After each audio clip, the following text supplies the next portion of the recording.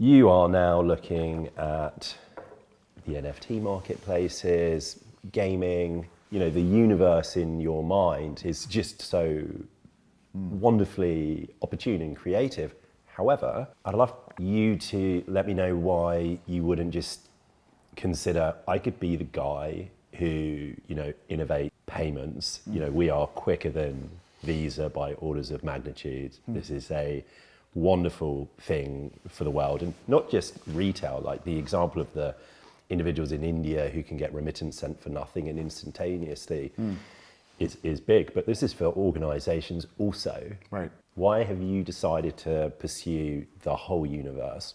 Principally, if I asked you, hey, should we create a new network for money?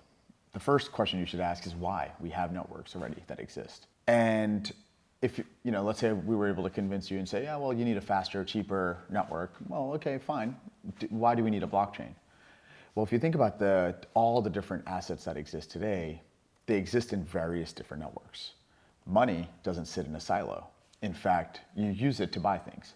Now, where are you often purchasing things? Likely online. And of course, you go into your storefronts for retail and whatnot as well. But if you just look at the digital assets or the online purchases, the internet today is not designed to support payments. It's weird because all we do is seem to be purchasing things on the internet. Now, when that happens is you have all these different rails in the background that help make payments look like they're seamlessly happening on the internet. But in reality, TCP/IP needs to speak with MasterCard network, Visa network, ACH, SWIFT, so on and so forth. These are two networks or multiple networks that need to be able to work together to ultimately complete a transaction. What is the cost of that transaction? Well, there's latency, so it takes time for that transaction to settle. You may not feel it as a user, but on the back end for all these payments companies, it takes T+2, sometimes T+3 or even T+5 days to settle that transaction. And that kind of sucks if you're a small merchant because you're selling something and shipping it out, but there might be default risk on the back end and you may not get paid. Well, that's not great. And so even today, when you get to look at the internet, Web 1, forget about Web 2, the mission has largely been unfulfilled. And so you need a network that is completely new, that supports digitally native payments, not in a silo. You need it to be able to work and support things together. And even today, if you look at, you're probably familiar with Error 404, right? It gets everyone frustrated, of course. There's also Error 402. Not that many people are familiar with Error 402. But Error 402 is basically payment not available. So the original version of the internet, this was carved in, is if I wanted to read content, if I wanted to make something pay for consumption, you couldn't do that, and you still can't do that today. You have to plug all these things together. And so starting with something like payments is really, really important, but it should not happen in a silo. When we purchase digital assets within a game, your daughter might be playing Fortnite and buying a bunch of skins, or you might be buying a subscription to go consume Netflix or music content. Yep. These are all digital assets. These digital assets sit within a different set of universe. And those assets have to be interoperable with TCP/IP and then also now with payments. And all of this is extremely fragmented and disjointed. And guess who pays for it? The consumer, the value creators.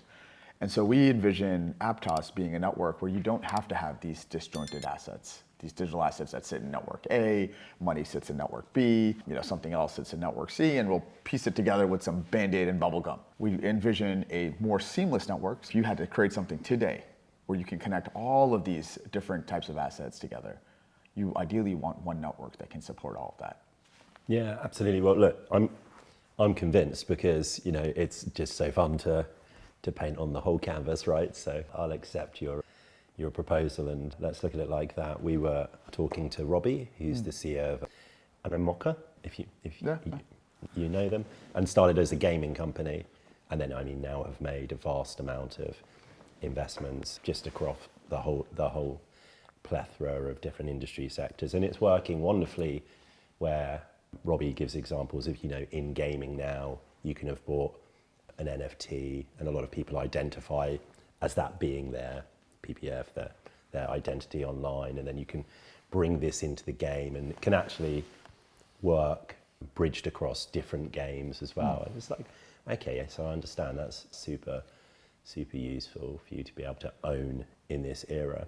be great if you could give us an example, something that you're excited about that's, within the Aptos ecosystem at the moment, where what you've just spoken about is happening, hence, the payment solution you've brought is allowing these things to come together. Yeah, it is interesting to see how Animoca thinks about things and how they've evolved their business.